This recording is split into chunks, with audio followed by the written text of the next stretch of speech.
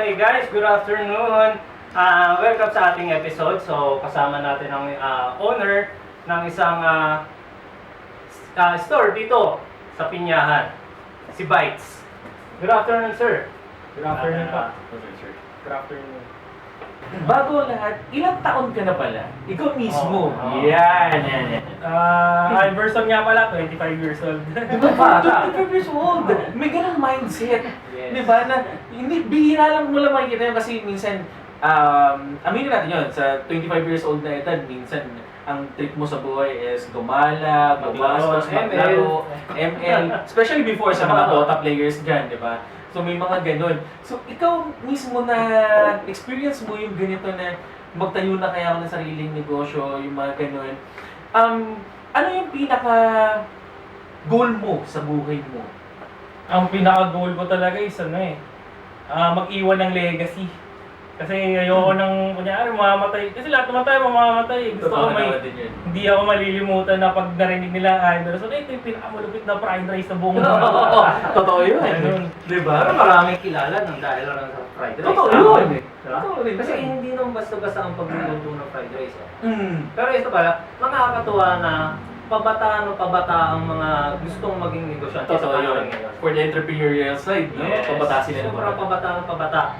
Pero maganda yun kasi para sa akin, mas magandang mag-take ng risk hanggang bata ka pa. Yes. Dahil kahit matalo ka man, Meron makakabawi ka pa Totoo yun. Mahaba pa yung May oras paano mo. makabawi. Hindi yung late ka na mag-restart. Diba? Pero meron tayong mga kilala na ngayon, sige ngayon na late na nag-start, katulad ng KFC, di ba? Which is known na yan sa lahat. Pero still, habang bata ka, mas maganda na explore mo yung business side na kung paano ka yayaman or kaya, sorry, hindi sila yayaman, kikita.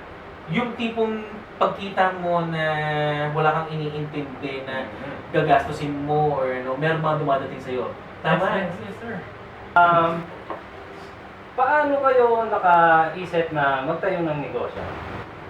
Actually, naisip ko lang siya ito, brief history lang. Kasi, nung bago ako graduate last 2024, dinala kasi ako ni Airmat dun sa Thailand. So, dinala ako sa Thailand sa Singapore. So, natikman ko yung mga fried rice doon. Eh ako kasi, mahilig talaga ako magluto. By the way, yung course ko kasi dati culinary arts. So, ayun, natikman ko yung fried rice doon. Sabi ko, iba yung ibang klase yung fried rice dito, unlike dito kasi sa Pilipinas, di ba? For example, mga silugan. Ang meron lang silang ino-offer, garlic rice, java rice, mga simple lang. Yes. So napaisip ako, bakit di kaya ako magtayo ng ganito Dito sa Pinas. dito sa Pinas na ganito, na simula ako sa maliit lang. So ayun, doon siya nagsimula, kaya binigyan ko ng yung menu ng 5 klaseng fried rice para yung mga customers natin magkaroon ng mga choices. Hindi lang umiikot sa isa, 2 fried rice. Maganda yun. Maganda nga yun. Maraming pagpipilian, mas maraming customers ka. Yes, sir. Ano naman yung mga bagay na pinagdaanan nyo, mga challenges throughout dun sa process habang binubuhay nyo si Bites? Ang pinaka-challenge kasi dito talaga is syempre yung trial and error. Syempre, ako kasi pihigan ako sa pagkain. Kung ba gusto ko talaga yung pasok sa lasa ko, pasok din sa lasa ng masa, ganun. Actually, importante yung yung nakaka-experience ka ng errors. Kasi Yes. diyan ka matututo kung There's ano room for yung improvement. Yes.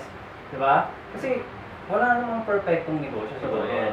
Kahit naman anong klaseng negosyo is may error, nagkakamali, pero doon tayo matututo diba? There's room for improvement sa lahat naman ng mga bagay Yes. dito. Kung ano yung natutunan natin doon sa mga bagay na nagkamali tayo, yun yung mga ilo-look forward natin na hindi na natin Improvements. ulitin. Yes. Diba? Sorry, question lang. Itong Bites is ilang na siyang araw or buwan or taon na nakatayo? Bale, going 1 year na kami bukas, January 28. Mag-1 year na sila. Actually, bihira yung mga Yes. small businesses na matagal ng 1 year. Usually, months, may mga bumabagsak na. So sa tingin natin, ano yung naging pundasyon ng negosyo natin, bakit tayo umabot ng 1 year? Siguro lang din, consistency, tsaka lakas ng loob. Tsaka yun nga, tiwala sa sarili. Yun lang. Kailangan mo lang din tibayan. Kasi totoo din naman yun, kung kung ikaw mismo hindi ka magtitiwala sa sarili mo, sino pa magtitiwala sa iyo? Tsaka mahalin mo lang din ginagawa mo. Yun. Actually, may na-realize ako before na actually sa mga kaibigan, hindi lahat ng kaibigan is susuportahan ka. Yes, totoo yan. Diyan mo mapapatunayan ng isang kaibigan na mapunta ka man sa mababa o nasa ibabaw ka man ngayon, isusuportahan ka talaga. Based on your experience, sir. Yan. About sa mga friends mo.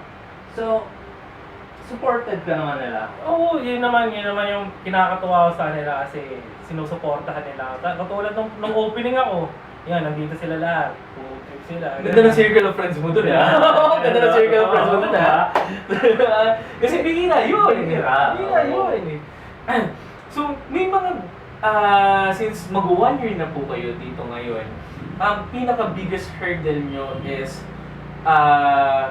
for the past months, ano kaya?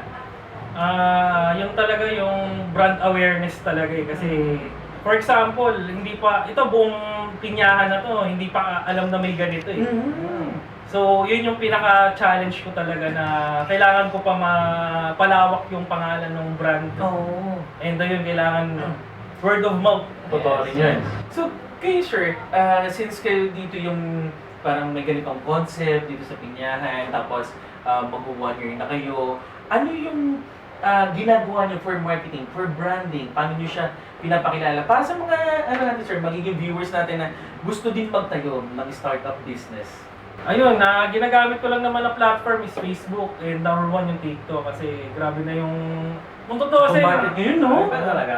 Kung totoo sobrang dali na talaga unlike before na mahirap mag-market kung papadyaryo ka pa, Totoo, papatv ka pa. Totoo, yes. Eh ngayon, in your palm of hands na lang eh, di ba? Nandun na yung marketing eh. Totoo yun. So, ang kailangan na lang talaga natin dyan is gamitin ng maayos. Yung resources mo. Yes, yung resources mo. Maximize your resources. Kasi binigay na sa'yo ng libre. Yes. So, yun na lang yung kailangan natin. Yung gamitin siya ng tama. Ito yung parang tinatawag natin ngayon na to adopt the system. Diba? Na parang kapag nandun ka pa rin sa makalumang panahon, kakainin ka ng bagong panahon ngayon. Yes, sir. That's true. Ano yung decision na naging turning point mo sa buhay mo and bakit yun?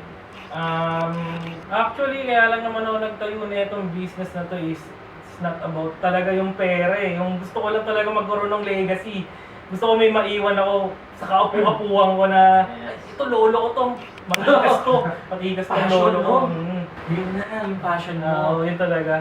Bagay kasi if ever kasi na yung passion mo yung ginagawa mo, tapos lalagyan mo ng disiplina, talagang magsasucceed ka eh, no? To be followed na lang din yung kita yun. Ganun ko siya tinitignan eh na yung pera sa susunod. Madali naman yung kumita eh. Mahirap yung magbibuild ka ng empire. Totoo yan.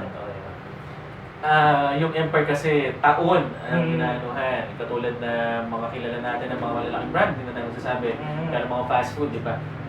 Way back pa, nung mga small stores pa lang sila, kumbaga, nasa less than 10 pesos pa yung burger nila. Before, nung mga time na yun, naikwento sa amin naman yun. At alam naman din ng karamihan yun.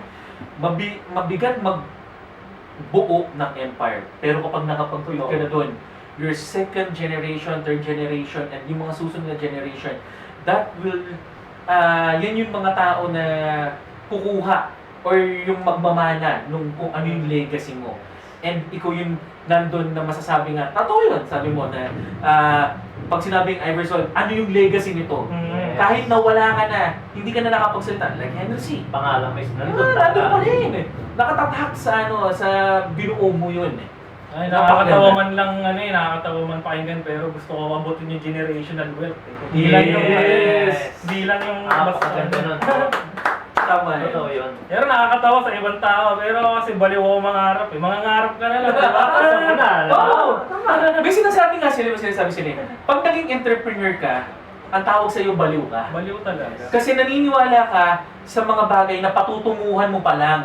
Hindi mo pa nandun. Well, kasi sa atin, hindi ko nilalahat mostly kasi ng Filipino is to see what you see is, parang kung ano yung makikita mo, doon lang sila maniniwala. Pero kasi mga entrepreneur, nandun na tayo sa mindset na nandun na sa pinakadulo. Begin with the end of your mind nga yung tawag doon. Yun, so, congratulations sir sa For 1 Bites. year, And mag-1 then, year. Yes, 1 year. Oo. Sana is magtuloy-tuloy si Bites. Sana masenso pa kayo. Sana mas marami pa kayong matulungan. Mas marami pa kayong maging empleyado. Yes. And soon, sana magkaroon siya ng franchise. Yes. Ayan. Any last words kung saan ka nila mahahanap or saan ka nila makikita? May kita nyo kami sa Facebook, sa TikTok, pag gusto nyo order sa meron sa Grab and Foodpanda. Pero 7 kilometers lang. And shoutout ko na rin sa business ko, Blindy Street. Follow nyo yan. Ayun.